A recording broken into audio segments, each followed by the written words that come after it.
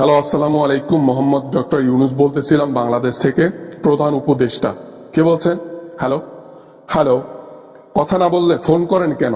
এই নাম্বারে 10টা ফোন কল আসছে, বলেন কথা। ওয়ালাইকুম আসসালাম রহমতুল্লাহি ওয়া বারাকাতু। শরমে লজ্জায় কথা বলতে পারি না। কোন মুখে কথা বলবো?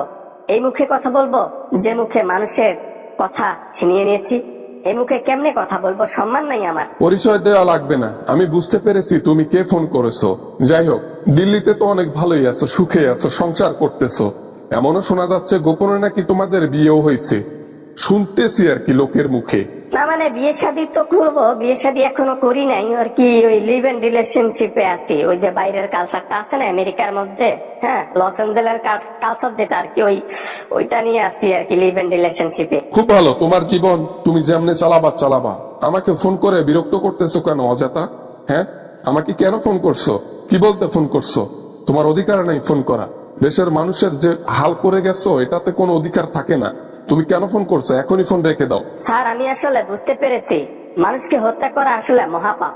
মানুষকে যেভাবে আমি উপরে পাঠাই দিয়েছি, গণহত্যা করেছি, এটা আসলে এখন বুঝতে পারতেছি।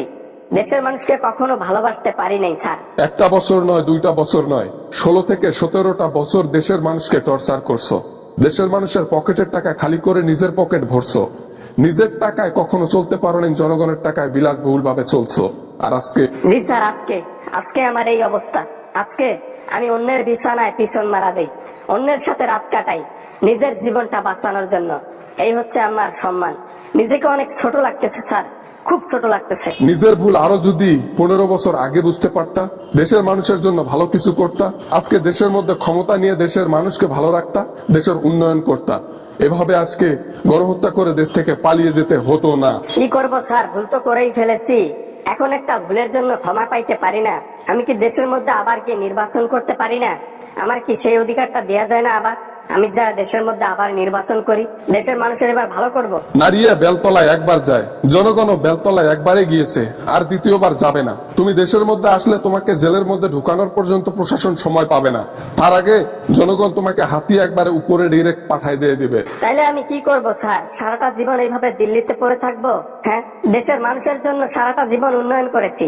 যাই হোক, টাকা তো মেরে দিয়েছি, কিন্তু উন্নয়ন তো আমার মতো কেউ করে নাই। সেই সুবাদে যদি একটু আমাকে ক্ষমা করে নির্বাচন করতে দিতেন। আমি নির্বাচন তোমাকে কেন করতে দেব? আমার মন থেকে আমি তোমাকে চাই না। দেশের মানুষকে জিজ্ঞেস করতে পারো যে তারা তোমাকে চায় কিনা। আমার মনে হয় দেশের 90% মানুষই তোমাকে দেশের মধ্যে আর দ্বিতীয়বার চায় না। এবার না মানে আর কি, তাহলে কি আমি সারাটা জীবন এইভাবে অবৈধভাবে একজনের সাথে দিন কাটাই যাব? নিজের জীবন বাঁচাতে আমি তার সাথে সারাটা জীবন শুয়ে থাকবো? আল্লাহ, কি যে আমার একটা অবস্থা হয়েছে। নিকৃষ্ট অবস্থার মধ্যে আছি স্যার, কিছু একটা করে। তোমার জন্য হাজারো মায়ের বুক খালি হয়েছে। তোমার জন্য লাখো মানুষ চাকরি না পেয়ে বাড়িতে বসে মানুষের কথা শুনতো, বাপ মার গালিগালাজ শুনতো।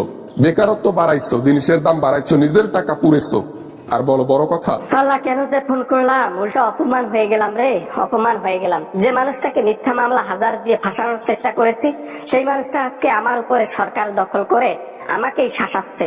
কি একটা কপাল। আল্লাহ তাআলা ক্ষমতা দিয়ে মানুষকে দেখেন যে ক্ষমতা সে কি কাজে ব্যবহার করে।